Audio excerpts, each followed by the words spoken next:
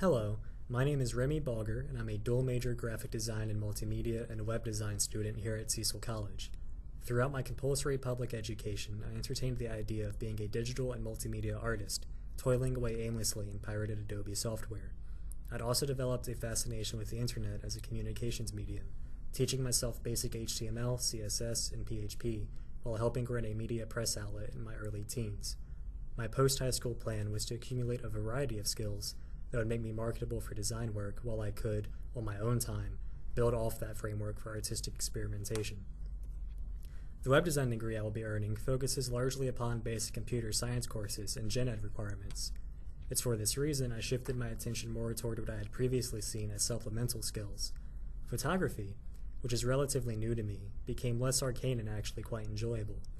While I don't consider myself a photographer now, and never had any pre-existing desire to become one, I've found that a lot of things I would like to do find their way back to it, and it's an invaluable means of getting my own reference material and base images for other projects. I have a lot of love for print design and desktop publishing, and regret that I didn't get more involved with the lab and gain a greater understanding of the equipment available to students here, nor endeavor to produce more work necessitating varied print techniques.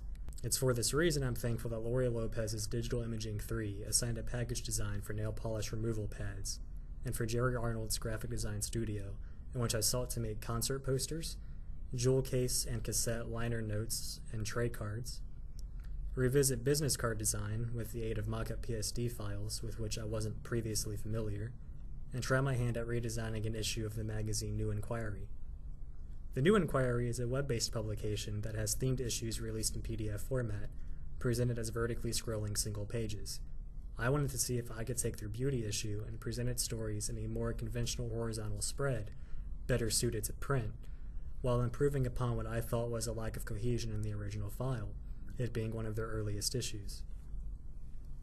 A constant throughout much of my personal work, and work which I am drawn to, is a sense of tension, or of juxtaposed tone. I'm enamored with the confluence of vibrant imagery and dour messages, and feelings of the uncanny, that something is amiss in an otherwise familiar representation. This is where glitches come in, represented first with reflecting distorted mirrors back at each other in Mary Johnson's basic photo my first semester here.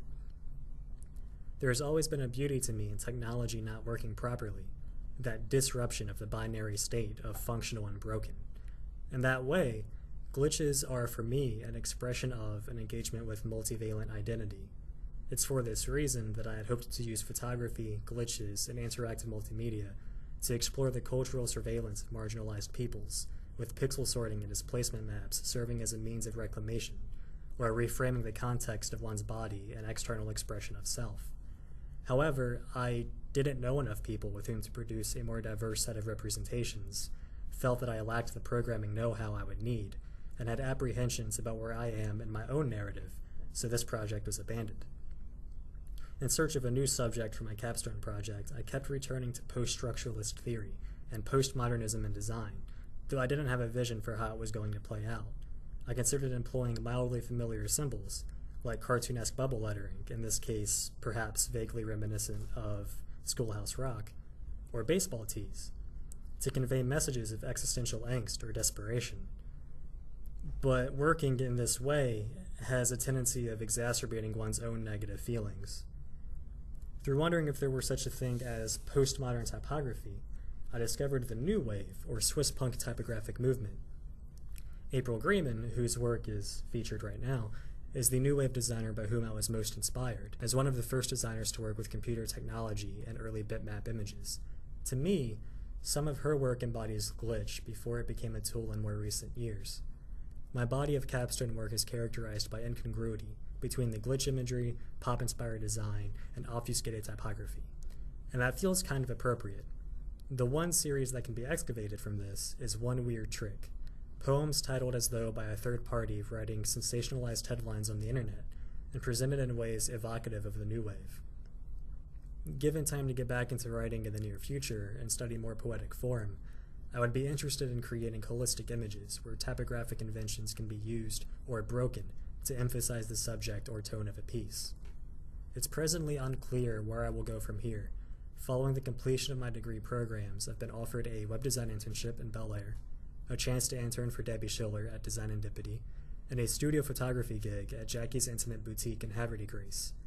I would like to follow up on these prospects, but feel that I need more time to be an architect of my own growth without any external entities for a little bit before throwing myself into anything important. I would like to thank Jenny Campbell for her guidance in my early semesters here and always introducing several ways to achieve a given result, making room for fun and personality within structure, and helping her students find their own methods. Kit Abelt for her uncompromising enthusiasm, even if I'm predisposed to shy away from it, and for the times I've noticed her doing her damnedest to help her students network, find opportunity, and take pride in their progress. I wish I had been more present and communicative in our interactions. And lastly, Brandon Boas for being a generally awesome and helpful guy, whom I really feel needs more public recognition for the first semester he taught multimedia production with a completely restructured curriculum. I couldn't put interactive material in the slideshow, but you were excellent when we had class last year. Thank you.